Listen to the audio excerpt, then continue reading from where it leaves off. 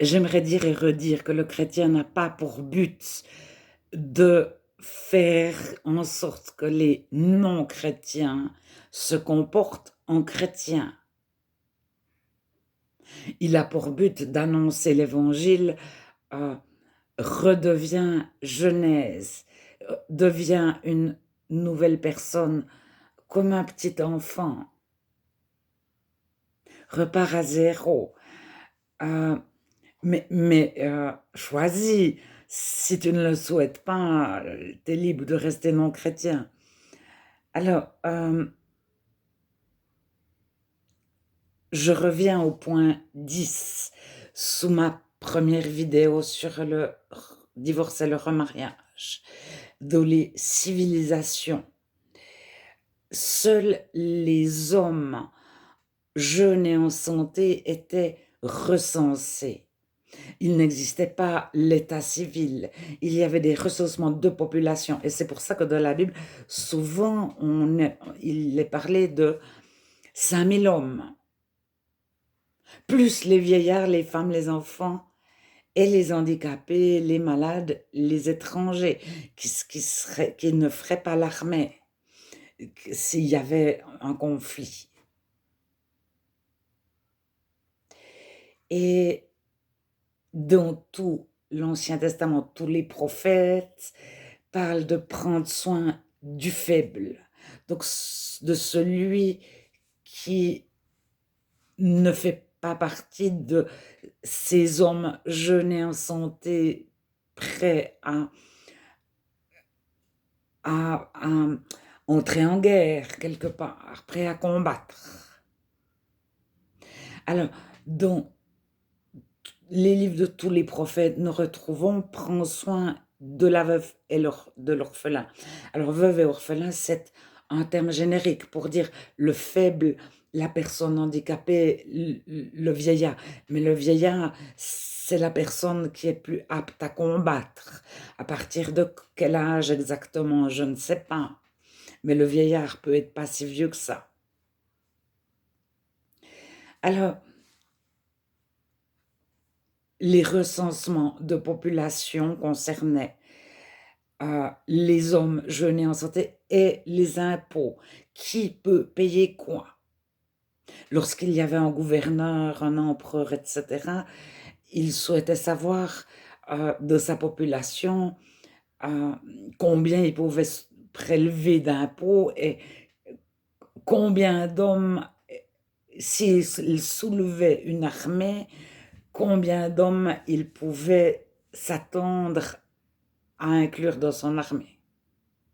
Alors, le divorce et le remariage ne concernaient pas les États, mais Moïse mettra des lois et les prophètes, les juifs réels, se préoccuperont de tous les autres.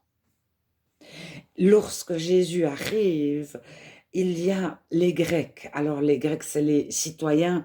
En général, le 10% des villes grecques sont des citoyens. Le reste, c'est des esclaves ou des étrangers à la ville. Étranger à la ville, il peut être de la ville d'à côté à 30 km, mais il est un étranger pour la ville grecque. Il n'est pas citoyen de la ville. Alors, il y avait beaucoup de villes à certaines époques qui mettaient les femmes citoyennes sur le même plan que les hommes citoyens. À d'autres époques ou dans d'autres villes, seuls les hommes étaient citoyens. Alors, lorsque Jésus arrive, la Judée est particulière. Les hommes répudient leurs femmes à tour de bras. Les femmes appartiennent à leur père ou à leur mari. Elles ont soit un père, soit un mari pour les nourrir. En Samarie, c'est déjà différent, et en Galilée, c'est encore différent. Quand Jésus rencontre Nathanaël, Marthe et Marie, Marthe est à sa maison, c'est en Galilée. Et Jésus s'adresse à des femmes de Samarie et de Galilée, de Judée à Jérusalem même. il y a la femme adultère, mais je crois que c'est l'unique femme avec laquelle Jésus aura des contacts parce que les femmes en Judée avaient l'interdiction de parler à des hommes qui n'étaient pas leur mari, frère, père, dans la rue, dans la campagne. Donc, elles n'auraient jamais adressé la parole à un homme en dehors de leur mari ou de leur père, à la maison, dans leur maison.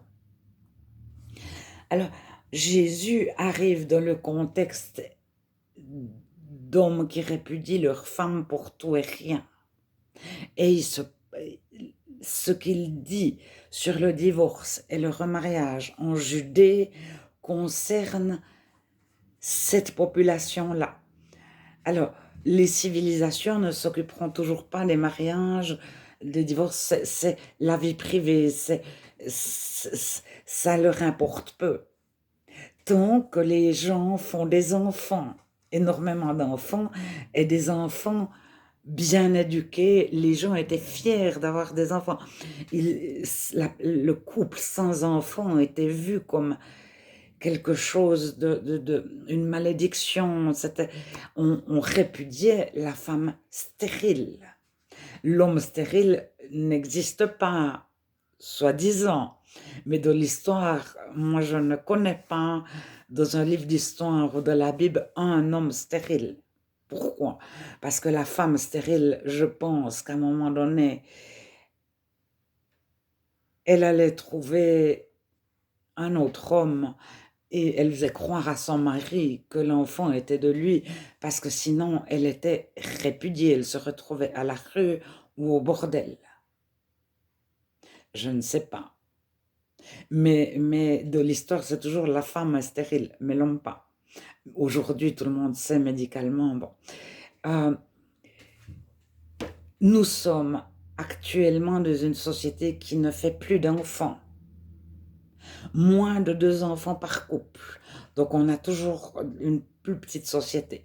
Ensuite, il y a aux USA des immeubles entiers de 30 étages où les enfants sont interdits. Donc, il y a 100 appartements, les enfants sont interdits. Il y a des restaurants où les enfants sont interdits. Et en Europe, c'est moins, il n'y a pas formellement l'interdiction, mais actuellement, les jeunes n'ont pas pour but de faire des enfants. Ou peu, ou ça revient peu. Mais on en fait un ou deux. Bon, ça revient un peu les familles nombreuses, mais c'est des exceptions.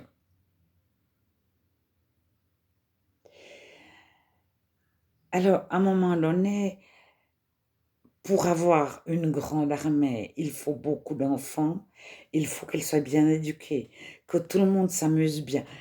Rome se souvient qu'il a été attaqué parce que tout le monde s'amusait bien. La devise, c'était du pain et des jeux. Et quand dans un pays tout va bien, c'est la paix depuis longtemps, longtemps, tout le monde s'amuse bien, on travaille toujours moins. À l'époque romaine, il y avait toujours plus de jours de congé. Et les esclaves avaient des esclaves qui avaient des esclaves qui avaient des esclaves. Le chef des esclaves avait un prix, mais quasi tout le monde avait une valeur marchande. Et les personnes avaient, c'était leur valeur. Elles étaient toutes possiblement, on pouvait la vendre. Le jour où elle avait des dettes ou elle nous devait quelque chose, on pouvait la vendre ou l'acheter. Mais un peu tout le monde. Alors, à un moment donné, donc, il y a eu la défaite parce que tout le monde, et quand les responsables, les rois s'amusent bien, ils ne font plus la guerre, ils s'occupent plus de guerre, plus de conquête, plus de se défendre, et c'est en général là qu'ils sont attaqués. Et c'est en général là que des gens réfléchissent à canaliser la société qui s'amuse bien. Et c'est là que les lois sur le mariage et le divorce arrivent pour avoir de nombreux enfants, euh, bien éduqués, etc., etc. C'est une motivation militaire, une motivation du d'avoir du pouvoir. Ce n'est pas motivé par le fait de prendre soin de la veuve et de l'orphelin. Alors, chez les non-chrétiens, ça fait un peu un balancier. À un moment donné, ça penche dans l'autre sens. Puis après, il y a le retour du balancier.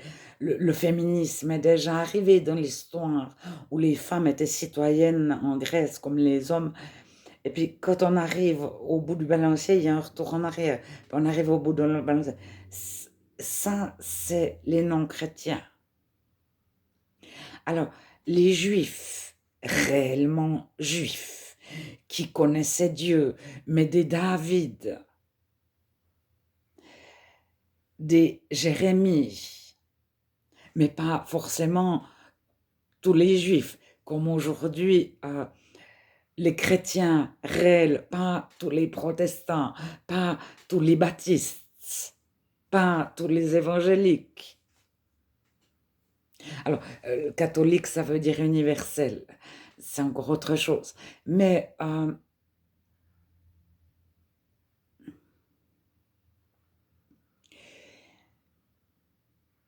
ils ne font exception de personne. Ça signifie qu'ils ne voient pas par le prisme de race, de classe sociale, de genre, de d'âge, de titre, de niveau d'études, etc.